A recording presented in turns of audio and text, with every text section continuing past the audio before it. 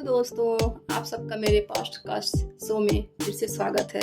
आज हम हाजिर हैं आपके सामने एक बहुत अच्छी और सच्ची घटना की कहानी लेकर के, जो हमारा उम्मीद करते हैं कि आपको बहुत पसंद आएगा और बहुत अच्छा लगेगा।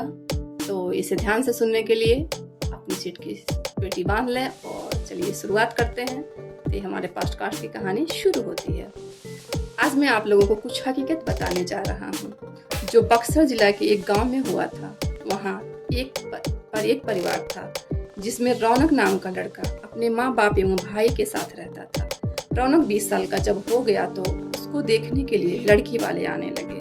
कुछ दिन बीत गया, तभी रौनक को एक लड़की की फोटो अच्छी लगी। उसने अपनी माँ को बोला, माँ मैं इसी लड़की से शादी करूँगा। और बोलता भी क्यों नहीं, हर लड़की की ख्वाहिश होती है कि उसकी औरत बहुत सुंदर और संस्कारी हो, ताकि किसी के सामने ले जाने में उसका मान भी बढ़े, सम्मान भी बढ़े।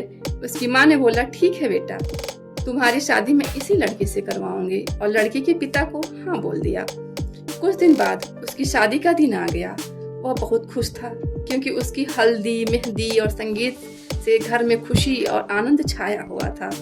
सारे मेहमान से उसका घर भर गया था। वह मन ही मन सोच रहा था कि मैं अपनी औरत को बाहर घुमाने ले जाऊंगा और दोस्तों के साथ खूब बातें भी करूंगा कि देखो मेरी औरत लाखों में एक है। मन ही मन में उसके लड्डू फूट रहे हैं, खुश हो रहा है और उस दिन उसका इंतजार भी कर रहा है जिस दिन उसकी शादी होती है।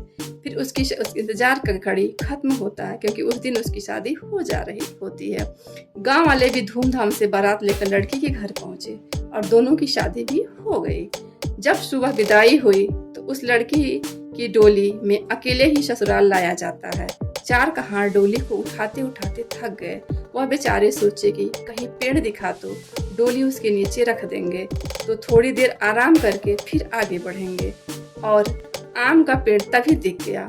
वह लोग डोली को रखकर पानी पीने लगे और बोले कि बहू, अगर आपको भी प्यास लगी हो तो पानी पी लो। बहू ने कुछ नहीं बोला और चारों ओर की थोड़ी सी आंख लग गई।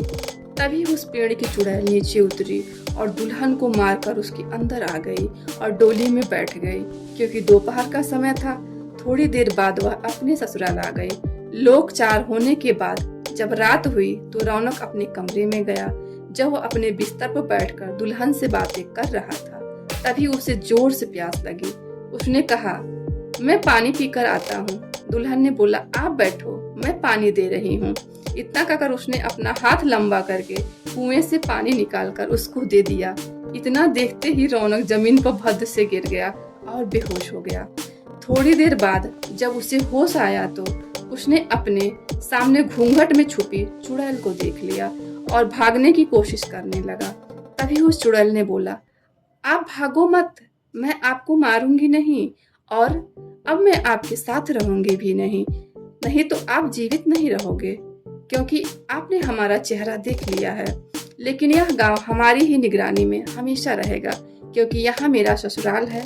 और मैं आपको एक बात बताती हूँ जो आप अपने गांव वालों को बता देना कि जिस घर का चूल्हा उत्तर दिशा में होगा, वह सब अपने घर का चूल्हा दक्षिण दिशा में कर लो, तो उनके घर में हमेशा बरकत बनी रहेगी।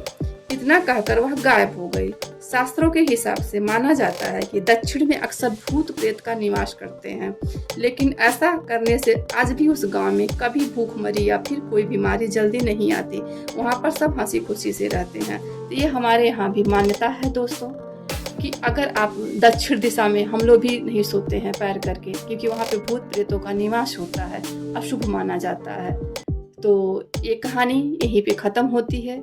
और आपको कहानी कैसी लगी? अगर अच्छी लगी तो मुझे कमेंट सेक्शन में आप बता सकते हैं। अगर आपके पास कोई और कहानी हो तो मुझे कमेंट सेक्शन में मेंशन कर सकते हैं। नेक्स्ट कहानी